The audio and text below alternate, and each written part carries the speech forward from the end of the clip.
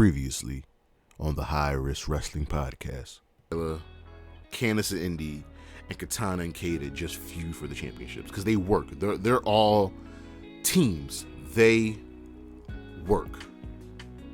We have Sonya Deville and Chelsea Green, who were just thrown together, but they're starting to click. They're starting to work out there because their separate stories have kind of been parallel to each other, and their gimmicks work together. So they're slowly becoming a team, but I want to see them start to pick up more wins. We have Zoe Stark and Trish Stratus.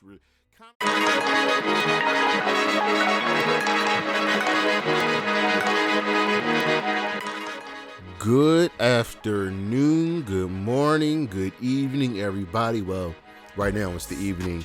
It is Saturday, July 15th, and you know what that means. It is time for the High Risk Wrestling Podcast. I am your host, standing up for my brother. I actually did do something for my brother today, which is why this show is being recorded so late, but welcome one and all. Jeremy Pierce here. Look, it's Saturday. Collision just ended. Good episode. Phenomenal matches. Check that out with the review on the High Risk Wrestling Recap tomorrow. Got Battle of the Belts going on right now. But check out the socials. Charismatic Creations on Facebook and YouTube. Charismatic_Creations52 on Instagram. The 215 on Twitter. As always, Patreon, coffee, donations are greatly appreciated. Today's show, well, we're going to go 1 month later, taking a look at the WWE draft, just seeing where people are, where people aren't, what's going on. And that, that's going to be today's show. Easy peasy, lemon squeezy, but for now, you know what's next, so just go on and hit my music.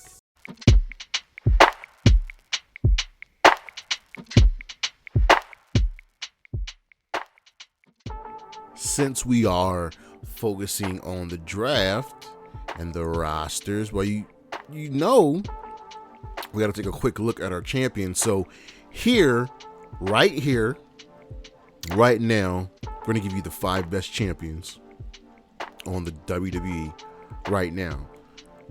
So, sorry to burst your bubble, but number 5 is Roman Reigns. Yes, he is the longest reigning world champion of the modern era, being the Universal Champion for over 1,000 days as of this recording, but he's never won any of his matches clean.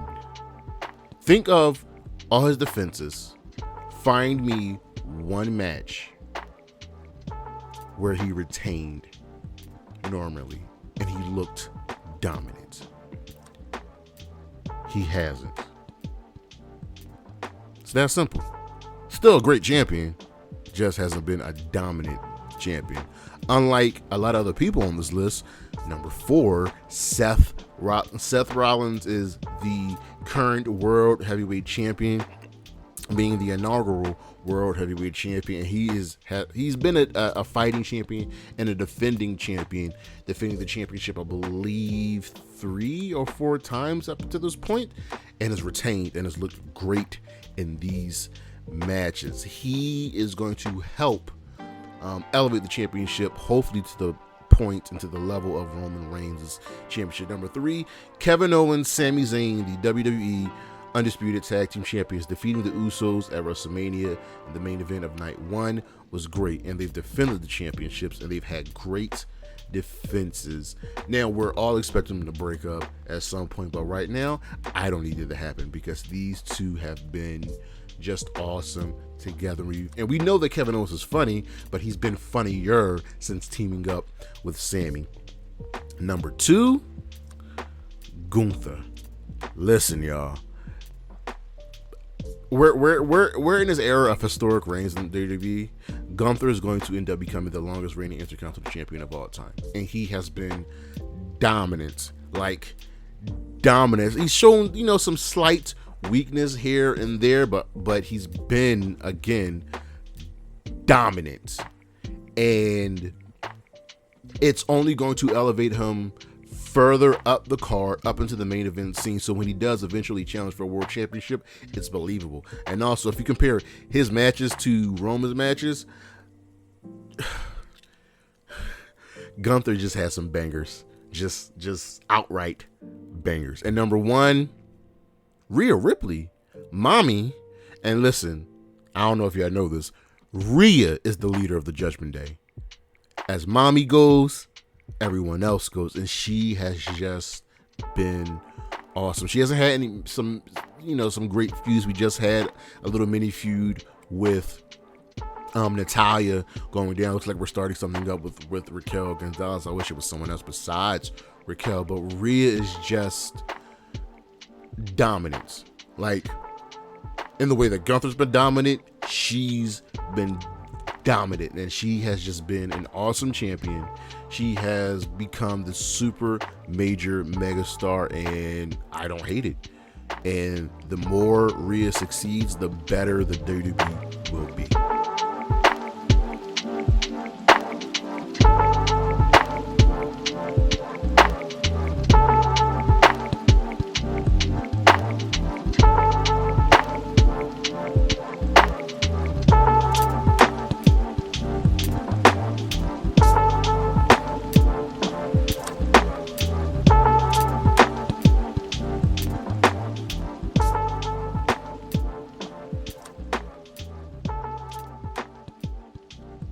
I'm gonna keep this short and sweet. Yeah, because you know who I'm about to talk about. This man is just over. He might be the most over person on the entire roster, and I'm talking about L.A. Knight. Yeah, the former Eli Drake started out NXT and was popular there, but wasn't really doing anything. But something changed once he got to the main roster after his feud with Bray Wyatt. He's just ascended. He's got the catchphrase. He's got the mic skills, the in-ring ability. Yes, he's been compared to Stone Cold and The Rock, but that's not necessarily a bad thing. The WWE has a chance to make a giant star, a super huge star, and it's rare that someone organically gets over with the fans and who they want to get behind. And LA Knight going from a heel to kind of this tweener works. It's time to strap a rocket on him. Maybe not a world championship, and he didn't win Money in the Bank, but there might be some other championship gold in his future, because he is LA Knight, and that is just a fact of life. Yeah.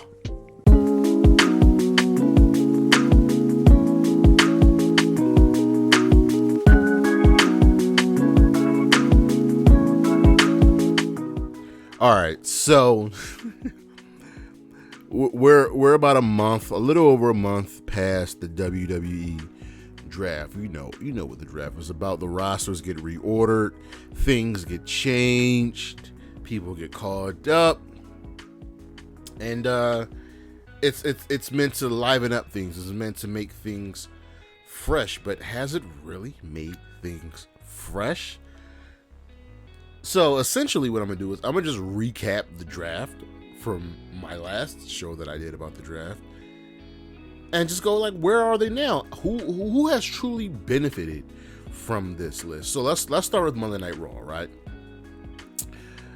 I broke down the main event scene. Cody, Finn, Kevin Owens, Sammy, Matt Riddle, Gunther, Drew McIntyre, Shinsuke Nakamura, Seth Rollins. And for the most part, that has held true. Cody, Finn, KO, Sammy, Riddle, Gunther, and Seth have been the main event scene. Shinsuke has kind of fallen into the mid-card at the moment, but he can always be caught up to the main event scene. And Drew McIntyre just came back. He's a main eventer. So the main event scene with the World Heavyweight Championship contenders, challengers, that's fine. That's a good That's a good little roster. But there's somebody who's missing now, and they had a lesser role before the draft, and they've been elevated. And that person is not Drew McIntyre. That person is Damian Priest. Damian Priest is now the main eventer. He is the current Mr. Money in the Bank. And out of everyone in the main event scene right now on Monday Night Raw, he's probably benefited the most above Seth Rollins, who's the current world champion. So the main event scene on Raw is 10 men deep. I like that. We move over to the mid-card scene, and I had Riddick Moss, Johnny Gargano, Bronson Reed, The Miz, Dexter Lumis, and I had high hopes for JD McDonough. Well, Riddick Moss is a big nothing burger. He's just gone. Might show up during the Red Moon. Johnny Gargano's been injured, so I hold out reservations on him, and I know that there's plans for him. Why do I know that there's plans for him? Well, it's because he's one of Triple H's boys. He's one of Triple H's boys, and Triple H loves him. Bronson Reed has been someone that's benefited a lot from the draft. He's right there in the midst of the mid card, getting involved with a lot of people. And he's going to be fine. He's going to be just fine. We don't need to talk about The Miz, because The Miz is The Miz. It's time we recognize that The Miz is a living legend. He deserves his roses. Dexter Lumis is also in a holding pattern, because I think his story is so intrinsically tied to Johnny Gargano and the rest of the way that they got to wait until the plans with Johnny comes into fruition. Same thing with JD McDonough. And there was this little mini feud he was going to have with Ziggler, but that's been dropped. But the rumor is, and we've seen some basis for it, that he would join the Judgment Day. That's fine. I don't have any issues with that. But someone who is now added to the mid-card scene, but guess what? He was also injured, is Tommaso Ciampa. Yeah, he was hurt. He was out for a long time, but he's back, and he's in the midst of a feud with The Miz, who just lost a match to The Miz, but I can see more being done with him over into the tag team division on Monday Night Raw, and it was deep. It is deep. We had Angel Garza and Humberto Carrillo, the Alpha Academy, Braun Strowman and Ricochet, the New Day, the Judgment Day, Kevin Owens and Sami Zayn, Imperium, the Viking Raiders, Maximum Male Models, and The Way. Most of these teams are still here, but Angel Garza and Humberto Carrillo have been sitting down in NXT, and you're going to see that as a recurring theme. So they're now in NXT. The Alpha Academy have actually been elevated with the addition of Maxime Droupi. They've been given this nice, fun comedic role, but it works, and they're really good wrestlers. They've got a story going on. Braun Strowman is hurt. He's out. So Ricochet has been elevated to the mid-card, and he's in a nice little core power feud with Logan Paul. The New Day are injured. You forget that they're on Raw. The Judgment Day are the biggest beneficiaries of the draft. I'm sorry. They just are. They run Monday Night Raw. Finn, Damian, Dom, Rhea. It works. Kevin Owens and Sami, current tag team champions. Again, they're in the main event scene. Imperium, as long as you're with Gunther, you're not going anywhere. You're going to be at the top. The Viking Raiders finally getting some play. Maximum Male Models, they're gone. But here, this is me fantasy booking. Put them in the Alpha Academy. I've always said the Alpha Academy should have more members, and it'll be fun seeing them in the Academy. And lastly, The Way. Again, both of these guys were hurt. Johnny and Dexter. Dexter's not hurt, but Johnny was hurt. And we're going to get more from The Way, and I still think we're going to get another tag team, and that tag team is DIY. Johnny Gargano, Tommaso Ciampa, it's just going to happen. And we can literally rehash everything we've done on NXT. So when we reevaluate the tag team division of Monday Night Raw, Alpha Academy, the Judgment Day, Kevin Owens and Sami Imperium, Viking Raiders, and DIY. It's not bad. And as long as the championships are unified, you don't really need to have a lot of teams. Women's division: Emma, Ronda Rousey and Shayna, Trish, Liv and Raquel, Becky, Candice LeRae, Chelsea Green and Sonya Deville, Rhea Ripley. Okay. Emma, MIA. She was in some random tag team gauntlet. Doesn't really do anything. She's MIA just like her fiance, Riddick Moss. A waste of a talent. Ronda and Shayna just split. And I thought they would have been running the division, but with Ronda, it looks like her contract might be up, and her and Shayna really wanted to feud with each other. And I am not angry at them for that, because their match is going to be very, very good. Trish Stratus, I thought Trish being drafted was a bad move, because she's a legend. She doesn't need to be drafted. Just like I think Edge didn't need to be drafted. She should just be a free agent. Liv and Raquel, the current tag team champions. Liv had just come back from an injury, and Raquel's about to go into a title feud against Rhea Ripley at WrestleMania. So I don't like that the tag team titles are once again in the same position that forced Sasha and Naomi to leave. Right? Becky Lynch, top of the card. She's Becky Lynch. Candice LeRae also in holding. I think a lot of her stuff has to deal with Johnny Gargano being injured. And I think once he's fully healthy, the way can actually thrive. Chelsea Green and Sonya Deville played jobbers for a very long time, but were absolutely dominant in a tag team gauntlet. And now they're getting a title shot, and they've become a formidable team. It was really weird at first when they were a team, because Chelsea and Carmella just works, but Carmella's out as she is pregnant. Chelsea and Sonya are working. And of course, the top star of the Raw Women's division, Rhea Ripley.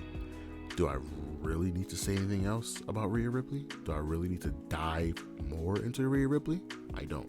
And then we had the people that I thought would have no direction, and guess what?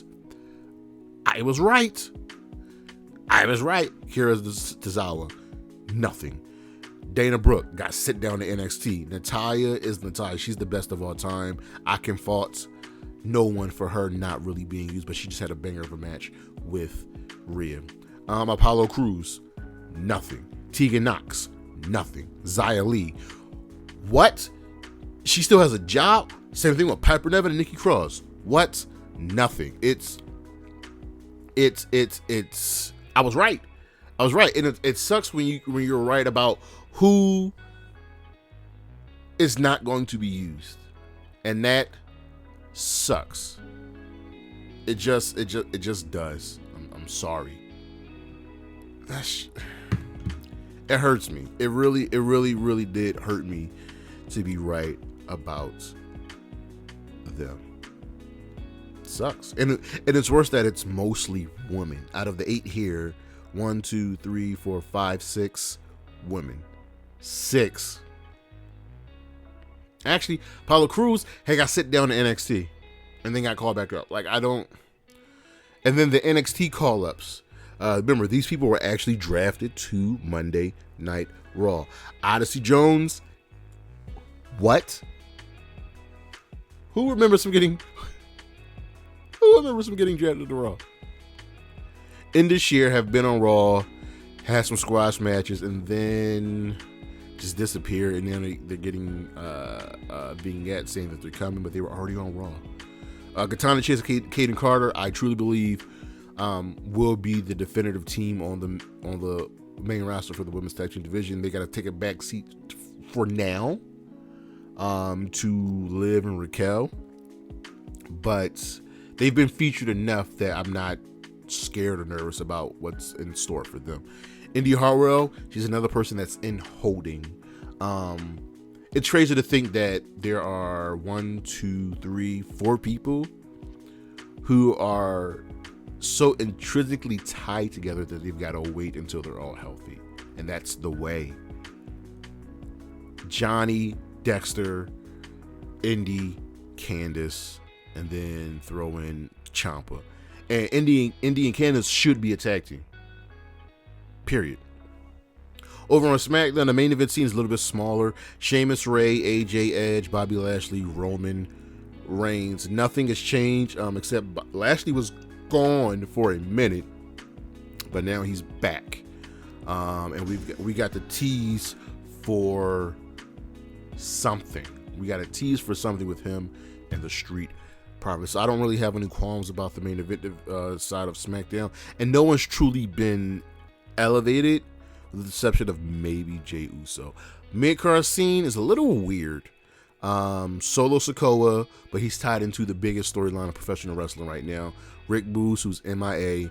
Karrion Kross, who's just bland average, but he's not going anywhere. Santos Escobar, elevated since being a part of the LWO. It can be a really, really strong hand, someone to look out for. Austin Theory is just here and doesn't really do anything, and that sucks seeing as how he is the current United States champion. But the biggest person who's been elevated, and he really hasn't even done much, is LA Knight. Yeah, Knight, as you heard in the Superstar Spotlight, is just super over. Strap a rocket on him and send him to the moon. Yeah. So the main event scene, the mid-card scene, really hasn't changed for SmackDown. Nobody new has been introduced to the mid-card scene and the main event scene, unlike Monday Night Raw. Tag teams, we have the Brawling Brutes, the LWO, the Usos, the OC, and the Street Profits. Now, the Brutes have been all over SmackDown, so they're fine. Same thing with the LWO, who are finally starting to get wins. The Usos, do we really need to say anything about the Bloodline storyline? The OC, Anderson and Gallows have been little backwards, not around for a minute, but they're with AJ, so they should be fine. And the Street Profits, who again have taken a back seat, but it looks like something's going to be happening with them. Then on the women's side of things, Asuka, Zelina, Charlotte Flair, Damage Control, Michin, Bianca Belair. That's pretty much the women's division, and Michin really hasn't done anything. Now, has there been any other women since the draft, since coming up or being called up or being traded over that's been, put in? No. I mean, Dakota Kai's out, but Bayley and Io are front and center with everything that's going on with Charlotte, with everything that's going on with Bianca. And the worst part is, Mia Yim hasn't done anything. She's been stuck during this stupid ass feud with Karrion Kross and Scarlett. And Asuka, who's our current WWE Women's Champion, has just been an afterthought. There was literally an opening segment on SmackDown with Bianca and Charlotte saying, Bianca would defeat Asuka, then them two can have a title match against each other at SummerSlam, just completely ignoring Asuka. Asuka, look at her resume. I've never seen someone be so dominant and have done so many historic things and then just felt like an afterthought. And that sucks. Then again, no direction. Tamina, Shotzi, Lacey Evans, Hit Row. Hit Row was dead on arrival. I don't know what's going on, but there's nothing for him to do, and I feel like there's a lot they can do. Lacey Evans has another gimmick change. She's now the female Sergeant Slaughter. Shotzi's going through a little change, and I'm curious about her, and Tamina's just not here. So, again, I was right about the no direction and NXT call-ups.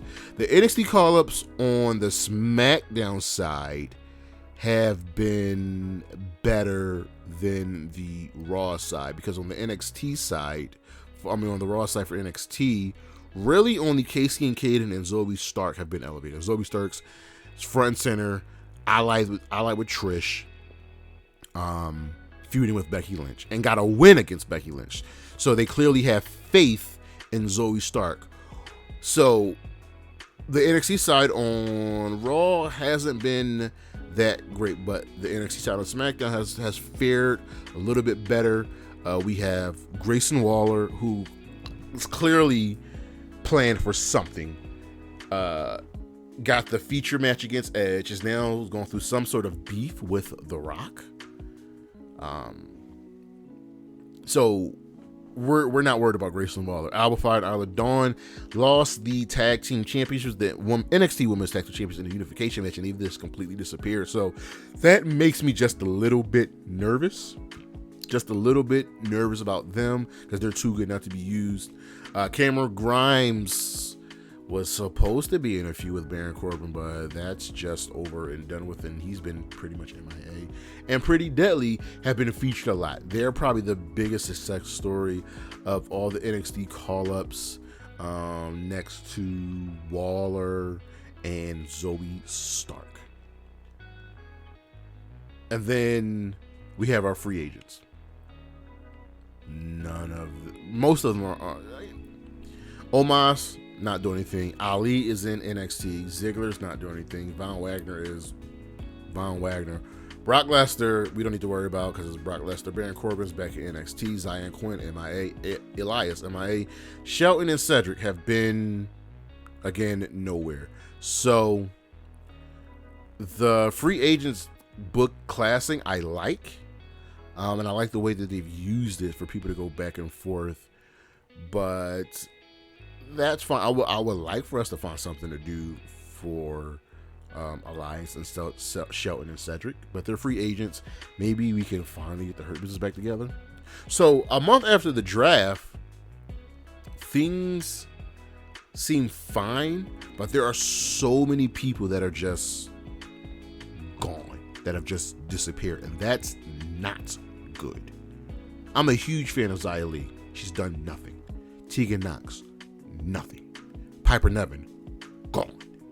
Lacey Evans, who I'm not even a big fan of, but I see the talent there, nothing. What was Zion Quinn, Odyssey Jones, Mansoor, and Marseille? Nothing. You have so many people, and you just can't find anything for them to do. Need to figure it out. So a month after the draft, I'm gonna give it a B-, because stories really haven't changed. And if you look at it, not a lot of new people have been featured. I mean, you have Waller, you have Zoe, you have Pretty Deadly. Am I really missing anybody else new to be featured to get a spotlight? LA Knight. Yeah. The WWE's just got to do better, and you have enough time to get things done. But that's our show for today. Let me know what you guys think. Am I right? Am I wrong? You fill me in. As always, Jeremy Pierce next week. The Art of Failure Part 4. That was supposed to be this week's show, but I don't know. I was just really dead set on doing this show after just seeing some things from Raw and SmackDown this week. I had to do this show. And again, schedule is subject to change. Don't forget to check out the socials, Charismatic Creations on Facebook and YouTube, Charismatic_Creations52 on Instagram, the 215 on Twitter, Patreon, coffee. Donations are greatly appreciated. And as always, Shotzi Blackheart, Xia Li, Isla Dawn, Wendy 2, Willow Nightingale, Bailey, and Gigi Dolan. Holla at your boy. Peace.